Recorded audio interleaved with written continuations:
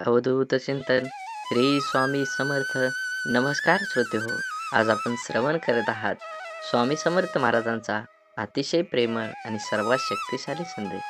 आज तुम्हाला सांगत आहेत आज तुम्हाला स्वामी सांगत आहेत पुढील 10 मिनिटं तुमच्यासाठी महत्त्वाची ठरणार आहेत आणि त्या क्षणापासून तुमच्या आयुष्यावर मोठा प्रभाव टाकू शकतात.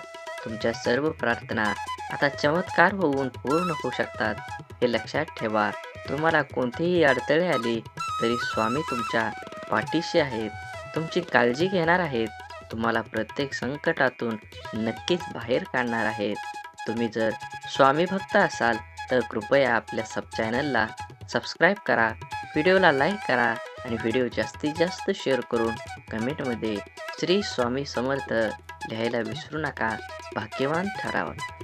श्री स्वामी महाराजांच्या सानिध्यात येतो तेव्हा स्वामी महाराज काय करतात तर आधी तुमचे ते भोग आहेत ना ते तुमच्या मार्गातील नक्कीच दूर करतील आणि तुमच्या जीवनाचं सोनं करतील. पण सोनं होताना भट्टीतून भाजावं लागतं हे तुम्ही नक्की विसरू नका. म्हणून लक्षात ठेवा, तुमच्या जीवनातील कितीही अडचणी दुःख हे दूर होऊन आता तुम्हाला तुमच्या जीवनामध्ये सुख आणि शांती मिळणार आहे. तुम्हाला सर्व गोष्टींचे अनुभव येईल आणि तुम्हाला त्या सर्व कर्माचं तुमच्या चांगलं फळ मिळणार आहे. म्हणून नक्की लक्षात ठेवा, हिशोब मात्र कर्माचा होतो. कर्म चांगलं करा, नक्कीच तुमच्या पदरी चांगलंच फळ पडणार आहे. हा संदेश जर तुम्ही उघडून बघत असाल तर नक्कीच शेवटपर्यंत बघा. तुमच्या आयुष्यातील सर्व दुःख यातना या वाऱ्यासारख्या दूर होऊन तुमच्या जीवनामध्ये आनंदाचे क्षण हे आयुष्यभर पेरले जातील. स्वामी समर्थ महाराजांचे असेच संदेश आपल्यापर्यंत पोहोचण्यासाठी पहिल्यांदा व्हिडिओला लाईक करा. चॅनलवर नवीन असाल तर चॅनलला सबस्क्राईब करून शेजारील बेल आयकॉन नक्की प्रेस करा, जेणेकरून येणारे स्वामी समर्थ महाराजांचे संदेश आपल्याला सर्वात अगोदर भेटतील आणि तुमच्यावर आणि तुमच्या कुटुंबावर स्वामींची अशीच कृपादृष्टी अखंड राहील. स्वामी महाराज म्हणतात, अनुभवाने एक शिकवण दिली आहे. कुणाच्या चुका उणेवा शोधत बसू नका. नियती बघून घेईल, हिशोब तुम्ही करू नका. काही जिंकणं बाकी आहे, काही हरणं बाकी आहे, अजूनही आयुष्याचं पूर्ण सार बाकी आहे. आपण चाललोय आपल्या ध्येयपूर्तीकडे. आपण पहिल्या पानावर आहोत. अजून संपूर्ण पुस्तक बाकी आहे. ह्या पूर्ण विश्वाला सूर्यप्रकाश देणारा सूर्य सुद्धा कधी ना कधी ढगानं झाकाळला जातो. त्याला सुद्धा ग्रहण लागतं.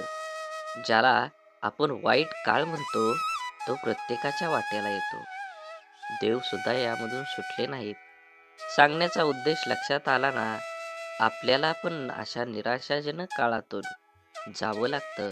तेव्हा नाराज व्हायचं नाही किंवा खचून जायचं नाही, पण काळ जाईल याची खात्री बाळगून सकारात्मक जागी ठेवायची. बाकी आपला अनुभव, जिद्द, चिकाटी थोडा उशीर झाला तरी चालेल, पण यश आपलं असणारच आहे. म्हणून जीवनात आयुष्य हे आनंदानं जगायचं असेल तर आहे त्या परिस्थितीत समाधान मानावं लागेल व पुन्हा यापेक्षाही अधिक चांगल्या प्रकारे करता येतं. त्यासाठी सकारात्मक प्रयत्न करावे लागतात. रोज सकाळी परमेश्वर ह्या पृथ्वीवर सुखदुःखाची नाणी फेकत असतो. ज्याच्या हाती सुखाची नाणी पडतात तो सुखाचा व्यापार करतो, पण दुःखाची नाणी हाती पडूनही जो सुखाचा व्यापार करतो त्याला जीवन जगणं असं म्हणतात. म्हणून गेलेल्या क्षणांसाठी झुरत बसण्यापेक्षा येणाऱ्या क्षणांसाठी मन मोकळेपणाने हात पुढं करा. कदाचित आयुष्य मागच्यापेक्षाही काहीतरी चांगलं घडू शकतं. घरात दिवे असूनही निरांजनातून मिळणारा सात्विक प्रकाश हा आपल्याला अधिक प्रसन्न करणारा ठरतो. सहवासातील माणसांचं देखील तसंच असतं. अनुभव घ्यायला लाखो पुस्तकं लागत नाहीत, पण लाखो पुस्तकं लिहायला मात्र खूप मोठा अनुभव लागतो. विचार करण्यासाठी बोलावं लागतं असं नाही, पण बोलण्यासाठी विचार करावाच लागतो हे लक्षात घेतलं पाहिजे. काम करण्यासाठी नाव लागतंच असं नाही, पण नाव कमवण्यासाठी मात्र तुम्हाला अफाट कष्ट करावं लागतं. जी माणसं अशांत आहेत, सुख तिथं राहत नाही. बुद्धी कितीही चांगली असली तरी नशिबाशिवाय कर्म चांगलं नसेल तर काहीही जिंकता येत नाही. बिरबल बुद्धिमान होता, पण तो राजा होऊ शकला नाही. परिणाम काय होतील याचा विचार नंतर करा, पण जिथे चुकीचं दिसतंय त्याला विरोध नक्कीच करायला शिका. आपण कोणतंही काम करायला लागलो तर ते जमतं किंवा जमत नाही, यश येतं किंवा अपयश येतं, स्पर्धा असते तेव्हा विजय की हार, विजय खुश होतात तर हारले तर नाराज. खरं तर दोन्हीही प्रयत्न केलेले असतात. दोन्ही संघात गुणवत्ता असते, पण जो हारतो तो कुठंतरी कमी पडलेलाच असतो किंवा काहीतरी चूक घडलेली असते. अर्थात पराजय जरी झाला तरी प्रयत्न त्याने केलेले असतात. त्यामुळे पराजित झाल्याने नाराज न होता आपल्या त्रुटी शोधून त्या दुरुस्त करणं हे पुढील प्रयत्नात यशस्वी होण्यासाठी महत्त्वाचं असतं. एकदा अपयशी झालो म्हणजे संपलो असं नसतं, तर अजून थोड्या प्रयत्नांची गरज असते. प्रत्येकाला खोटं बोलणारी लोक गोड वाटतात आणि सत्य व स्पष्ट बोलणारी लोक कडू वाटतात. कारण हा निसर्गाचाच नियम आहे. गोड साखर व्याधी निर्माण करते, तर कडुलिंब औषध म्हणून वापरलं जातं. जीवनात प्रवास कधी सोपा नसतो. तो सोपा आपण करावा लागतो. कधी आयुष्यात अंदाजाने तर नदर अंदाजाने, जिथे दोन घास प्रेमाने खाता येतील अशी पंगत आणि मन मोकळा करता येईल अशी संगत आयुष्यात लाभली तर जगण्यातली रंगत वाढत असते. नामाने वासनेचे मूळ नाहीसे होते. म्हणून देहाने कर्तव्य करावे, मनाने स्मरणात राहावे, नामात राहावे, यात खरं कल्याण आहे. श्री स्वामी समर्थ.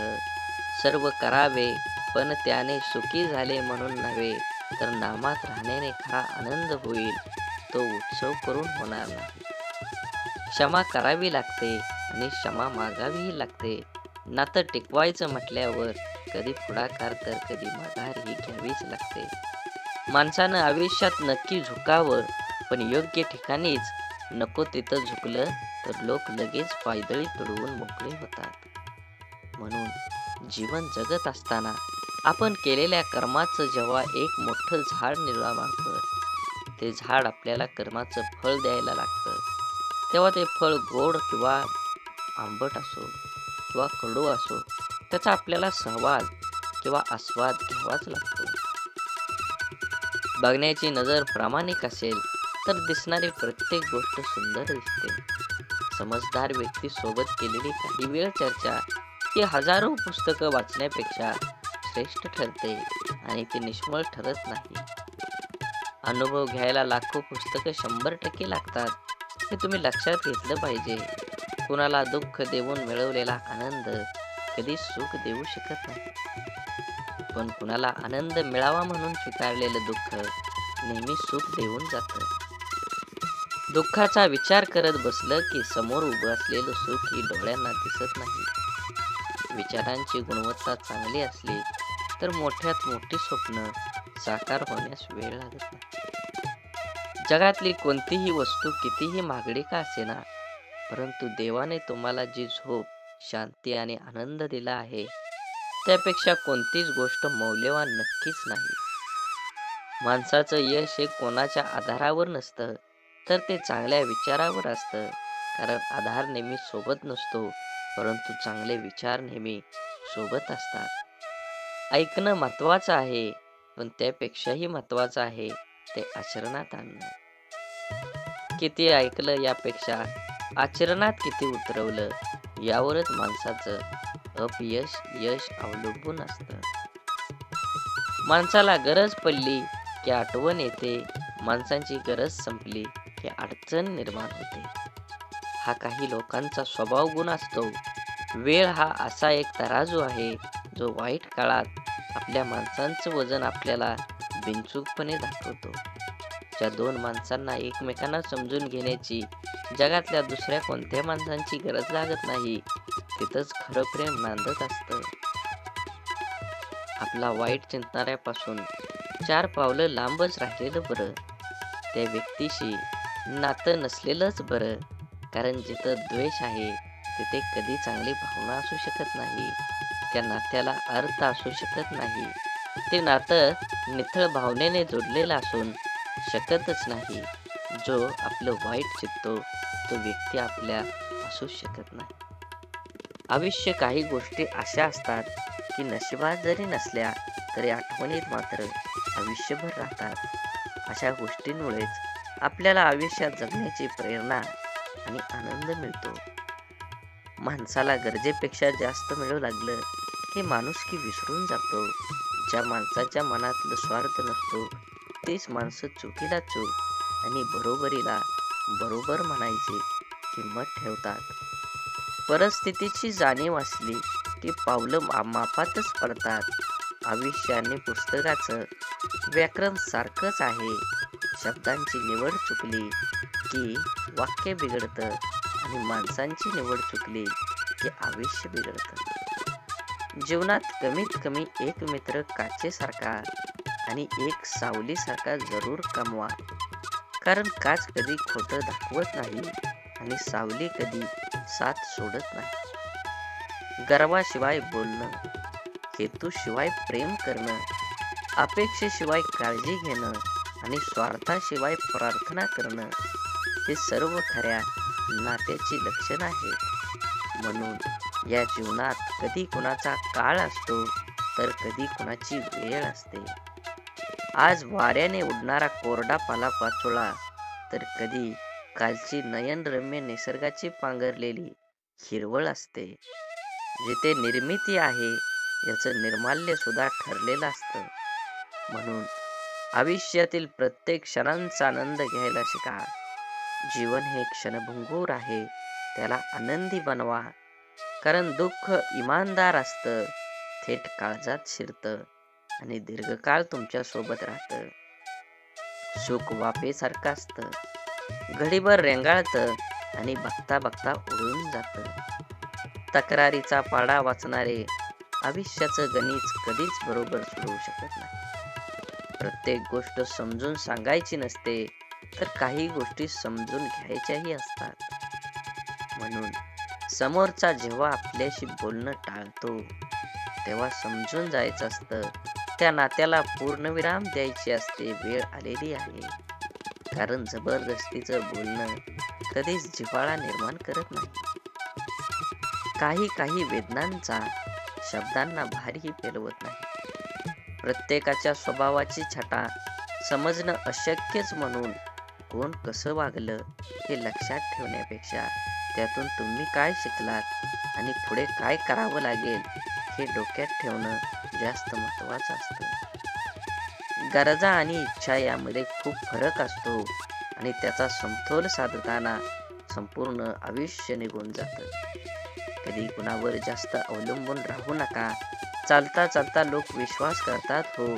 शब्द देऊन आस निर्माण करण्यापेक्षा साथ देऊन विश्वास निर्माण करणं मला जास्त आवडतं. श्री स्वामी समर्थ. झाडे लावा, झाडे जगवा, माती वाचवा, पाणी वाचवा, सेव आणि मनात स्वामींबद्दल आणि देवाबद्दल भाव असेल तर नक्कीच चॅनलला सबस्क्राईब करून व्हिडिओला लाईक करा. कमेंटमध्ये श्री स्वामी समर्थ लिहायला विसरू नका.